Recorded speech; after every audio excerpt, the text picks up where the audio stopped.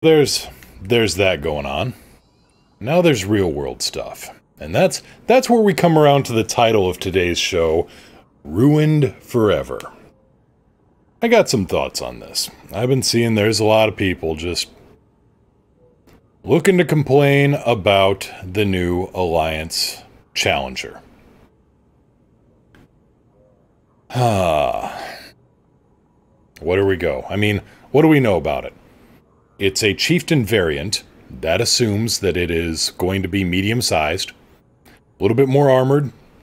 Neat. A little bit tankier. Chieftain's pretty damn tanky to begin with. But people are just going crazy about the fact that it has wings. People are just losing their minds over the fact that it's got wings, it's got aerodynamics, and you don't need aerodynamics in space. Let's pull up the shipyard, shall we? Sidewinder. Looks like a flying wing to me. I mean, it's not the most aerodynamic shape, but it ain't exactly a T-7. You know, what else we got? We got the Eagle. The Imperial Eagle. Hell, any other Imperial design. Wings on the gunship, wings on the assault ship, wings on the dropship. Oh no. Oh hell, the Fertile Lance has wings. Are we going to die from all these aerodynamics? I mean, the Cobra 3 is nothing but a flying wing. Oh my god. I'm... The fact that there's wings on something when the game has, you know, they've mentioned at least the strong possibility, nothing promised, nothing guaranteed, but the very strong possibility of atmospheric flight, you know, having some atmospheric flight surfaces might not be a bad idea. Plus, if you look at the Challenger, there's thrusters on those wingtips. Moving the thrusters out to the edge, that gives you a little bit more maneuverability, to be honest, a little bit better roll rate. Uber, yeah, the Alliance is releasing a new ship, the Alliance Challenger. Basically a buffed up chieftain from what I'm seeing. Personal theory, personal speculation on it is that it's going to add another medium hardpoint. Yeah, the Corvette had a spoiler. Hell, I'm going to have to, just to make people mad, at least certain people, I may have to go buy a T10 and put a spoiler on the spoiler.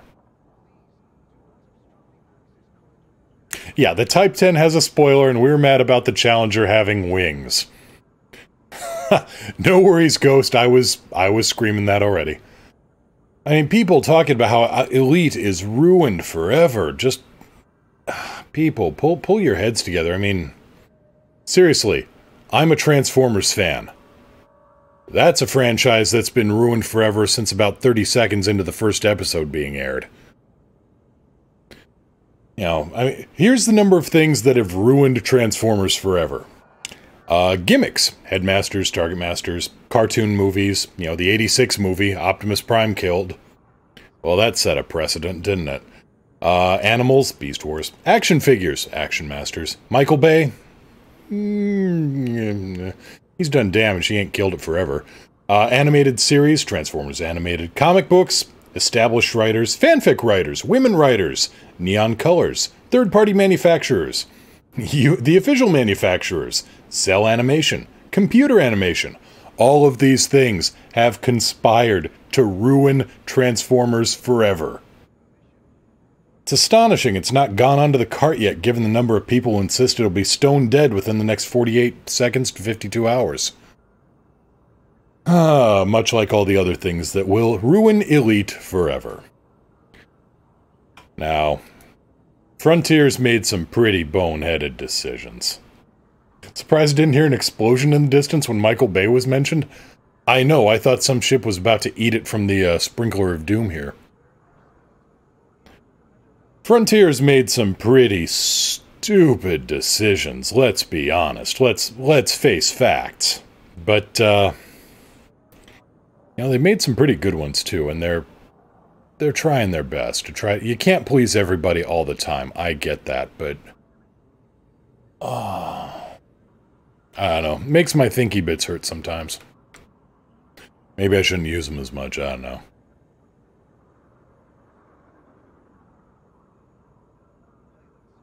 Personally thought the action and animation of the Michael Bay movies were 20 out of 10. Fair enough. I thought the action in the Michael Bay movies looked like two junkyards having an orgy. With close-up angles. It looked terrible.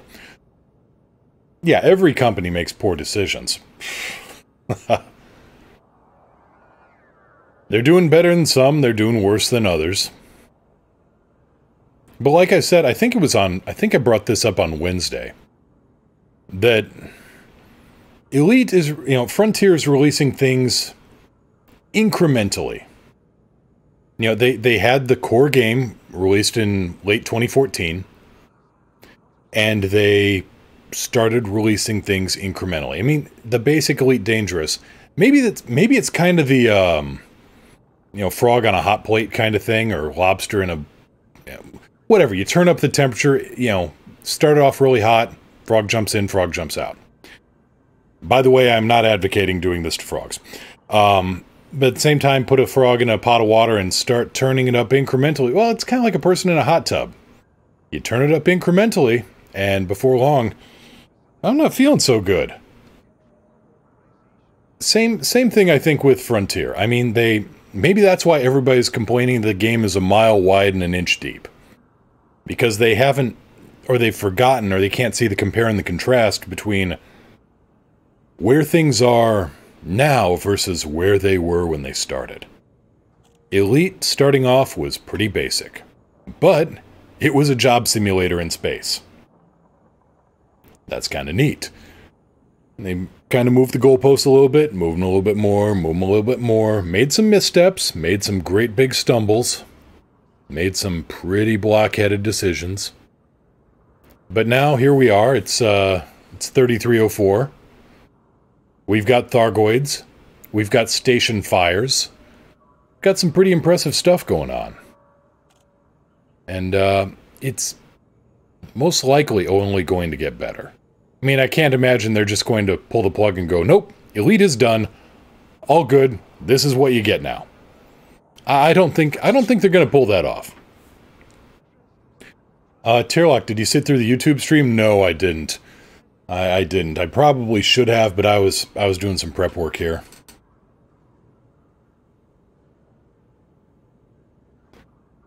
What happened there? I think I'm mostly done with my commentary here.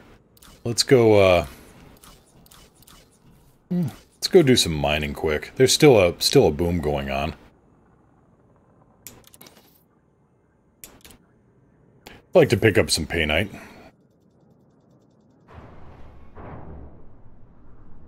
The mining changes are coming. The exploration changes are hopefully coming. They cater to the combat crowd because the combat crowd is honestly a good chunk. I mean, I know that the traders and the explorers and the miners and the others hate to hear that, but combat is a big draw. I'm not a huge fan of it either, but it seems to be what it is.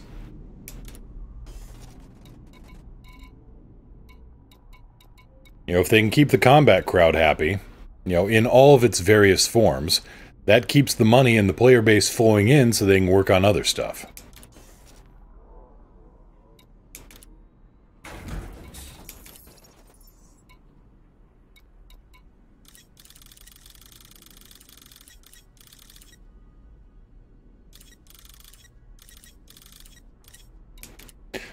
General bitching, bouncing around where different areas of the game should be shored up. Some of it was interesting. Heard a lot of people complaining over what people want, not what's there. In other words, standard fare for just about any video game.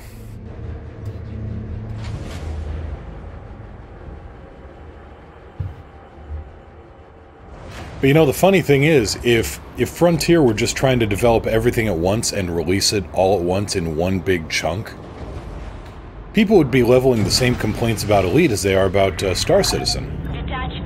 Gear up. Gear coming up.